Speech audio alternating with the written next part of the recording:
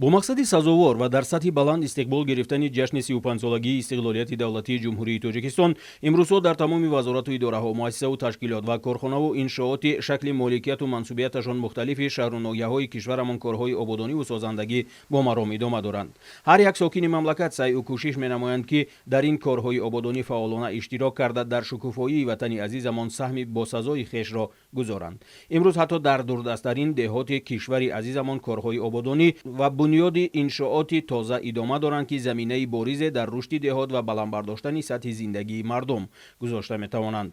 танҳо дар деҳаи дарғи ноҳияи айнӣ ки 65 километр аз маркази ноҳия дур аст, барои таҷлили шоистаи 35-солагии истиқлолияти давлатии Тоҷикистон аз ҷониби соҳибкорони маҳаллӣ сохтмони чойхонаи миллӣ, меҳмонхона, ҳаммом, дукони дузандагӣ ва ҳамзамон бахшида ба солҳои рушди саноат эълон гардидани солҳои 2022-2026 дар ин диёри дурдаст сохтмони корхонаҳои саноатӣ, коркарди пашм ва коркарди маҳсулоти мевагиву картошка ба нақша гирифта шудааст ки метавонад маҳсулоти хомро аз мардуми деҳа дастрас намуда тамоми сол фаъол бошад.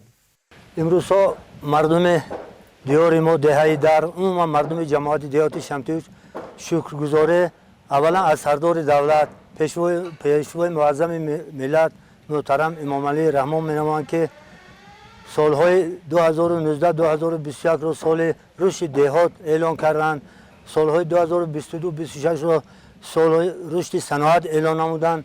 ба ҳамин хотир имрӯз бо ташаббус ва дастгирии соҳибкори диёри мо як маркази хизматрасонии маишӣ, ин бино рости гап ҳам чойхона мешавад, ҳам меҳмонхона мешавад, қабати сеюмаш як отели дузандагӣ мешавад ки якчанд мардуми мо занҳои умуман диёр аз ҷои кор таъмин мешаванд. дар деҳа бинои коркарди мева сохта ба истифода дода мешавад, коркарди пашм, қолинбофӣ сохта мешавад ки ин албатта ба манфиати мардум мебошад.